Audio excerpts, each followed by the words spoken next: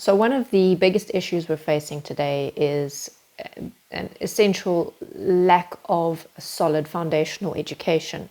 And within this, I'm specifically going to be focusing on the comprehension and vocabulary skills that are so lacking in so many people. Now, I grew up in and live in South Africa. It's a country that has a lot of really great schools, but it also has a lot of really, really terrible schools. The majority of kids from low-income houses go to the government schools where the teachers teaching there barely pass their own exams to become teachers and are being paid low salaries. And essentially the common theme that you keep hearing of over and over and over again is that teachers don't care, teachers don't understand what they're teaching, teachers don't have a high enough level of education for what they're teaching, even if it's really low level grades, and the kids mostly end up dropping out by grade 9 or 10. And those who do make it through to matric, the pass rate is incredibly low. And this is with the current pass requirement of achieving between 30 to 50% on the finishing examinations and the year requirement, percentage requirement. So the bar is very low, and still kids are failing. Kids are coming out of school being functionally illiterate.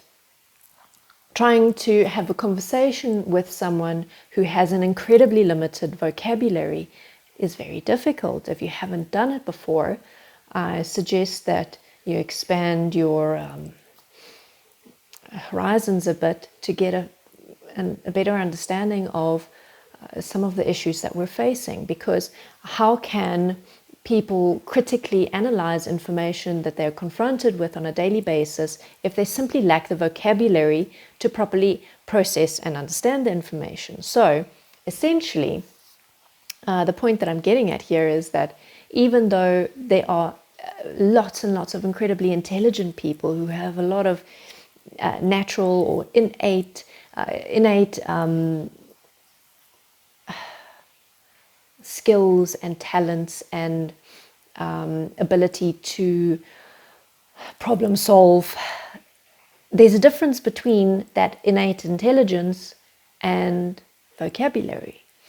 And the vocabulary is what is required to process information. And since we're living in the information age, what vocabulary people generally, the majority of people have within them is what is going to be the flavor of the year. That's essentially what's going to be controlling the population. So we're in the information age where so many people cannot critically interpret and process and analyze information. That's not a ghost, it was a cat opening the door. So this is a monumental level global issue we're facing. This is not just in low-income countries, not just in places like South Africa. I'm on the internet a lot and I speak to a lot of people from all over the world, and illiteracy, or let me rather say functional illiteracy, is a huge problem from any country. And yes, I'm not talking about learning disabilities like dyslexia and things like that. I'm talking about for the average person who has a relatively normal functioning brain, let's put it that way. So how do we address this monumental task ahead of us? There are a lot of small initiatives. When I say small, I mean in the scale of it being a global issue. You know, it's quite it's going to be quite challenging to develop and get funding for and resources for a truly global initiative. So there are a lot of small initiatives doing work in communities, trying to improve focused areas of communities, focused areas of our society. And, you know, absolutely the work that's being done is great, but we need more. Just like so many of the issues we're facing these days, we need more. We need more people who recognize more the importance of having a well-established, well-developed vocabulary, of having a population who can actually process information, who can make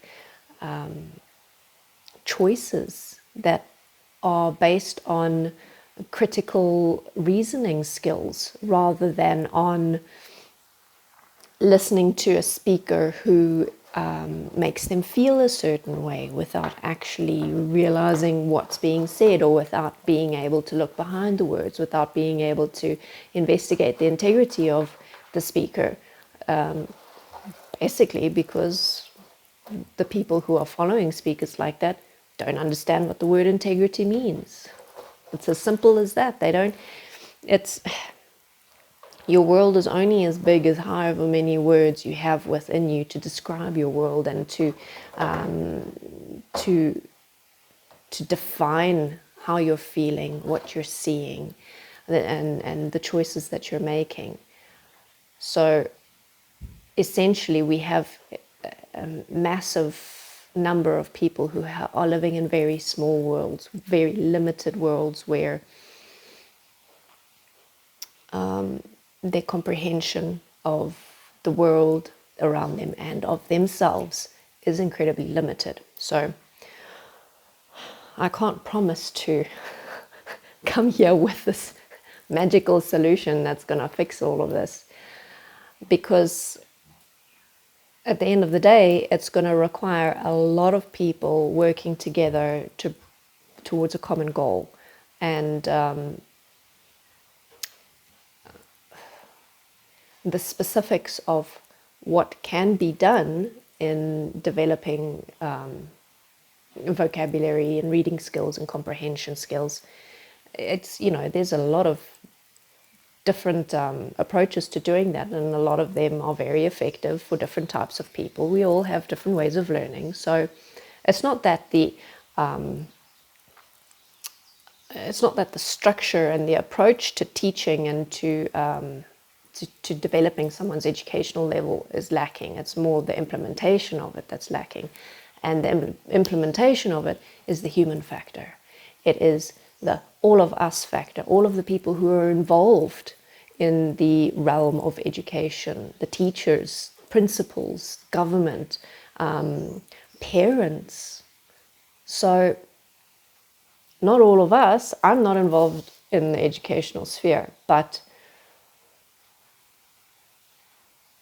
I recognize that if I were to have a child, that it would be my responsibility to prepare them for the world by developing their vocabulary as much as possible, by helping them improve their comprehension skills, by helping them develop critical reasoning, because I know that they're not necessarily going to get that from getting educated in the school system as it is at the moment. So for those of us who have some part of our lives where we can contribute in some ways, do it. If you're a parent, or if you're an auntie or an uncle or a big cousin or an older sibling, or you work at a school, or you deal with children in some way, maybe you coach sports or something, try and find a way to be part of the solution, to be part of encouraging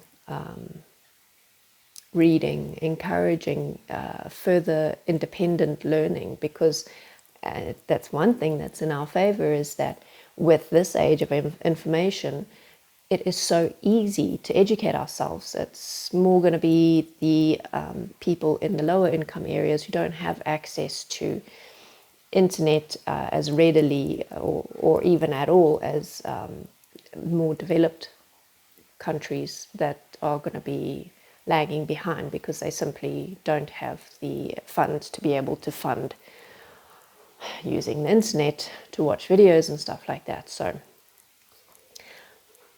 right, I've just realized how long this video is. If you have any ideas, big or small, as to what can be done to improve the educational system, drop a comment. Let's start talking about different ways that we can improve our collective comprehension skills and individual comprehension skills, and to help people who are not in positions to pursue that further independent learning on their own.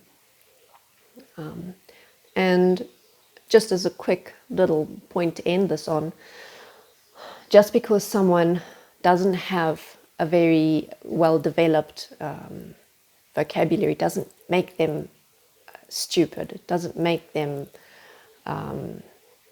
mentally incapacitated. There's a difference between intelligence and vocabulary, and approaching any person or any project with a judgment of them or of the project or of the people you're dealing with, if you kind of secretly think within yourself, oh, these people are stupid, they're never going to learn anything.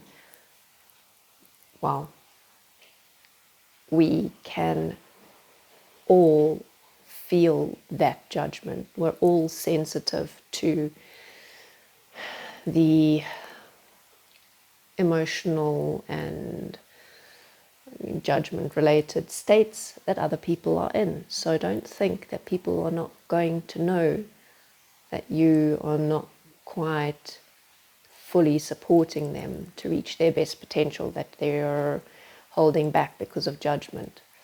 People can always feel it on some level. So don't take that for granted. Deal with your own opinions before approaching a task like this, whether it's with your kids or with teaching other kids or teaching adults. Judgment is never beneficial to someone's learning process. Right. Thank you very much for watching. You're going to see me next time.